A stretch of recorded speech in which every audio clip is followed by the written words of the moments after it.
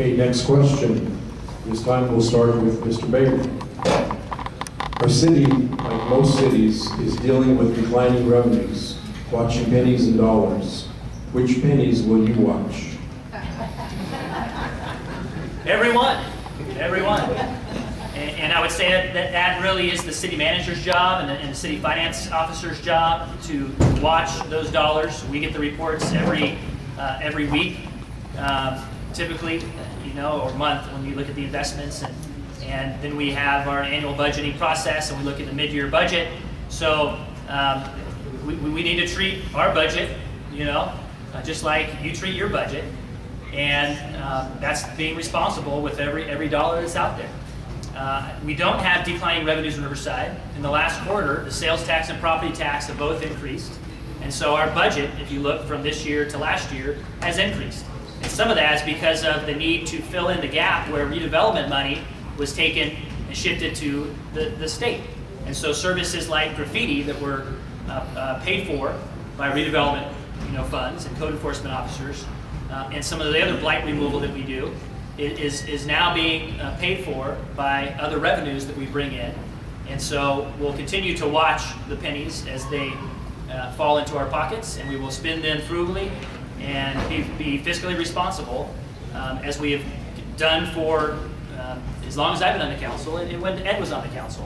We have a $40 million reserve fund, and that is staying put, and that gives us the ability to have a AAA bond rating when it comes to water bonds and an A+ rating in our certificates of participation bonds. And so that interest rate level is one of the lowest around for our city because of our fiscal responsibility. Yeah. One of the things I think we need to be prudent and look at our budget. If you look at the state and the realignment that they did, I don't think the state is done with where things are going to land. There's some propositions on the ballot this November. If some of them don't pass, I think the state is going to get a little more aggressive and start pushing things down onto the county and pushing things out and naturally onto the cities. And whatever impacts the counties, they're the social conduit for a lot of programs that we utilize in the city, including the Access Center for the homeless. So we need to be prudent with our budget and start planning for it now. You plan for the worst, you hope for the best. You plan for the best and hope for the worst. Plan for the best. Okay. Anyway, you got that cross. But we need to take a look at things. One of the things that I said is we need to cut the mayor's office budget in half. And although people got moved out of there, the budget hadn't been cut yet. It's still the same budget. So.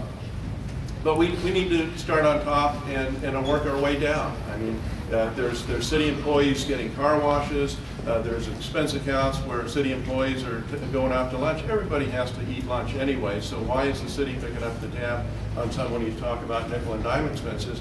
Those things start to add up after a while.